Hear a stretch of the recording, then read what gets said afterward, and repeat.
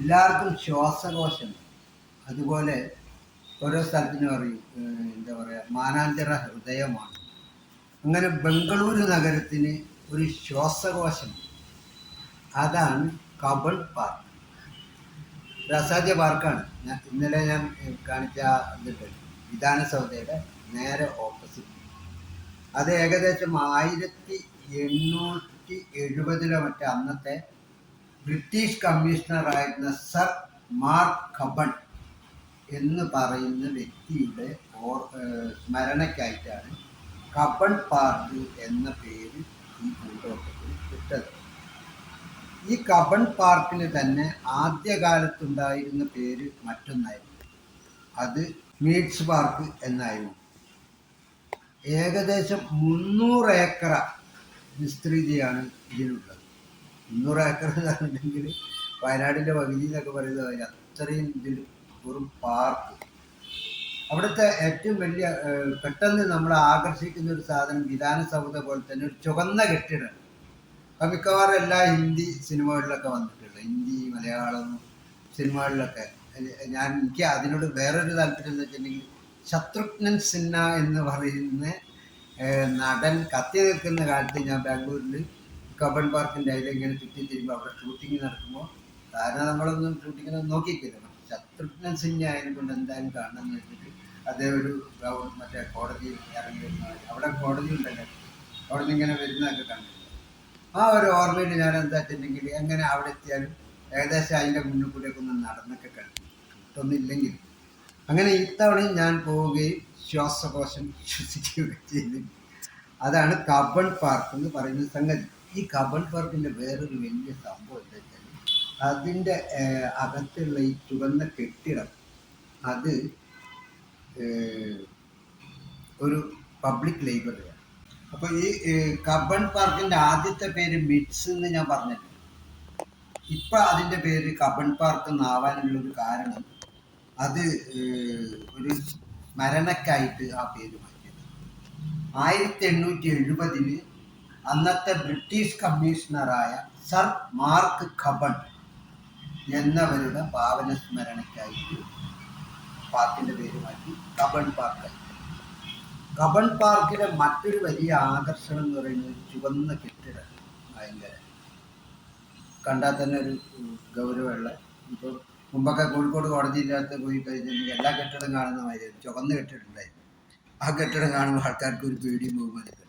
അതുപോലെ കബൺ പാർക്കിൻ്റെ അകത്ത് കൂടെ നടക്കുന്നവരൊക്കെ തന്നെ ഈ രണ്ട് കെട്ടിടം കോടതിയിലോ കണ്ടിട്ടുണ്ടെങ്കിൽ അതിൻ്റെ അടുത്തേക്ക് പോവില്ല. പക്ഷേ എല്ലാവരും പോകേണ്ടതായ ഒരു സ്ഥലമാണ്. കാരണം ഇത്രയും വലിയൊരു ലൈബ്രറി നമ്മളെ എന്താ പറയുക, ഏറ്റവും വലിയ രാജ്യത്തിൻ്റെ, മൈസൂർ രാജ്യത്തിൻ്റെ ഏറ്റവും പ്രശസ്തരായ ദീവാന്മാരിലൊരാളായ മൈസൂരിൻ്റെ എന്താ പറയുക ദീവാനായി സേവനം അനുഷ്ഠിച്ച, അത് വർഷം ഏതാ നോക്കണം, 1883 1901. അദ്ദേഹത്തിൻ്റെ പേരായിരുന്നു സർ കെ ശേഷാദ്രി അയ്യർ. അയ്യരുടെ സ്മരണ നിലനിർത്തിക്കൊണ്ട് ഈ വലിയ കെട്ടിടം ഇപ്പോൾ സംസ്ഥാന കേന്ദ്ര ലൈബ്രറിയാണ്.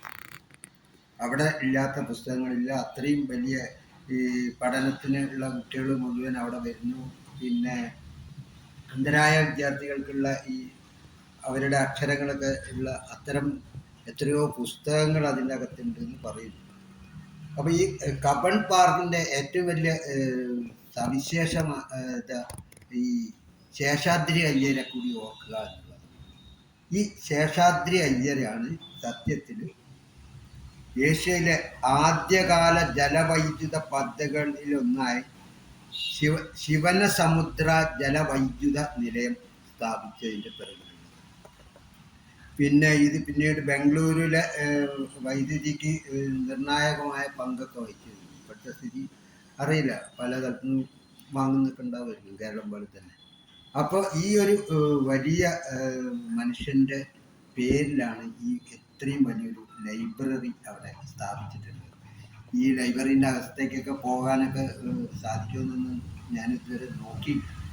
പക്ഷെ ഇദ്ദേഹം എന്തായാലും ഏറ്റവും മികച്ച ദിവാനായിരുന്നു. ആധുനിക മൈസൂരിൻ്റെ വളർച്ചയ്ക്ക് അടിത്തറ പാകിയ ഭരണാധികാരികളിൽ ഏറ്റവും പ്രധാനിയായിരുന്നു ഈ പറഞ്ഞ സർ കെ ശേഷാദ്രി അയ്യർ. അദ്ദേഹത്തിന് ഉചിതമായ ഒരു സ്മാരകമാണ് ആ സംസ്ഥാനം, ഈ ഒരു വലിയ കെട്ടിടം അദ്ദേഹത്തിൻ്റെ പേരിലുള്ള സംസ്ഥാനത്തെ ഏറ്റവും വലിയ വായനശാലയ്ക്ക് വിട്ടുകൊടുത്തത്. അതൊക്കെയാണ് ഏറ്റവും വലിയ കാര്യങ്ങൾ. അങ്ങനെയൊക്കെയാണ് ചെയ്യേണ്ടത്. ഒരാളെ സ്മരിക്കുക എന്ന് പറയുന്നുണ്ടെങ്കിൽ അയാൾ ജീവിതകാലം മുഴുവൻ ആ കെട്ടിടമുള്ളിടത്തോളം കാലം, വായനയുള്ളിടത്തോളം കാലം, പുസ്തകങ്ങളുള്ളിടത്തോളം കാലം, പുസ്തകങ്ങളൊക്കെ ഇപ്പോൾ ഡിജിറ്റലൊക്കെ ആയിട്ടുണ്ടെങ്കിലും ആ ഒരു മെമ്മോറിയൽ ഹാൾ എക്കാലവും ജീവിക്കും, എല്ലാവരും അവിടെ പോവുകയും ചെയ്യും. അപ്പം ഇതാണ് അവിടുത്തെ ഈ കബൺ പാർക്കിലെ ഒരു വിശേഷം. കർണാടകയിലെ ഏറ്റവും പ്രശസ്തമായ പൊതു ഗ്രന്ഥശാല ഏതാണെന്ന് ചോദിച്ചിട്ടുണ്ടെങ്കിൽ അപ്പം മറുപടി വരിക ഈ പറഞ്ഞ അയ്യരുടെ പേരിലുള്ള പാർക്കിനായിരിക്കും. ഇതും ഇൻഡോ സൈനിക് ശൈലിയിലൂടെയുള്ള ഒരു വാസ്തുശില്പമാണ്. അത് ഏവരെയും പെട്ടെന്ന് ഒരു പച്ച പശ്ചാത്തലമാണ്. ഈ കാടും മേടും അതിലും ഒക്കെ പറഞ്ഞ് പൂക്കളൊക്കെ വിരിയുന്ന ഒരു പാർക്കിൻ്റെ അകത്ത് ഒരു ചുവന്ന് കെട്ടിടം എവിടുന്ന് നോക്കിയാലും കാണുന്നത് ഭയങ്കര രസമുള്ളൊരു കെട്ടിടമാണ്. ഈ അയ്യരുടെ പേരിൽ വേറെയും കുറേ കാര്യങ്ങളുണ്ട്. പ്രശസ്തമായൊരു ദേശം തന്നെ അദ്ദേഹത്തിൻ്റെ പേരിലിട്ടുണ്ട്, ശേഷാദ്രിപുരം. പിന്നെ ഒരു പ്രധാനപ്പെട്ട റോഡിന് പേരിട്ടുണ്ട്, ശേഷാദ്രി റോഡ്. പിന്നെ കബൺ പാർക്കിൽ അദ്ദേഹത്തിന് ഉചിതമായ വലിയൊരു പ്രതിമ സ്ഥാപിച്ചിട്ടുണ്ട്.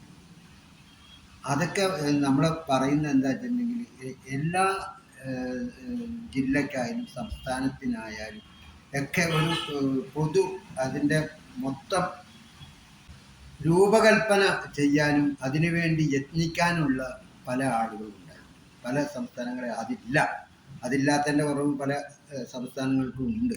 ഏതാണെന്ന് നമുക്കറിയാം. ഇപ്പോൾ കൊച്ചിക്ക് വരെയുണ്ട്, പക്ഷെ കോഴിക്കോടിന് ഉണ്ടോയെന്ന് ചോദിച്ചാൽ അങ്ങനെ ഒരാളെ പേര് പറയാനില്ല.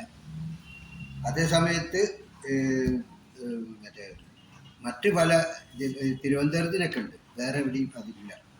അപ്പോൾ ഏതായാലും ആധുനിക മൈസൂരിൻ്റെ വളർച്ചയ്ക്ക് അടിത്തറ പാകിയ ഭരണാധികാരിയുടെ ഗ്രന്ഥശാല കൂടി കാണുകയും അതിനകത്തെ എന്താ പറയുക അതിമനോഹരമായ പാതകളും പിന്നെ ഈ ഇതുണ്ട് പാട്ട് ആഴ്ചയിൽ ഒരിക്കൽ മുമ്പൊക്കെ ഉണ്ട്, എപ്പോൾ ഉണ്ടെന്ന് അറിയില്ല, ഒരു ഇങ്ങനെ ഒരു ഗോപുരം പോലെ കെട്ടിയിട്ടൊരു സ്തംഭമുണ്ട്. അതിൻ്റെ അകത്ത് വലിയ വലിയ മ്യൂസിക് കൺസേർട്ടുകൾ വന്നിട്ട് പാട്ട് പാടുന്ന ഒരു ഏർപ്പാട് എന്ന് ചോദിച്ചാൽ എനിക്കറിയില്ല. അങ്ങനെയൊക്കെയാണ് ഈ വിധാനസഭ കഴിഞ്ഞിട്ടുള്ള ഇതിൻ്റെ ഒരു ഇത്.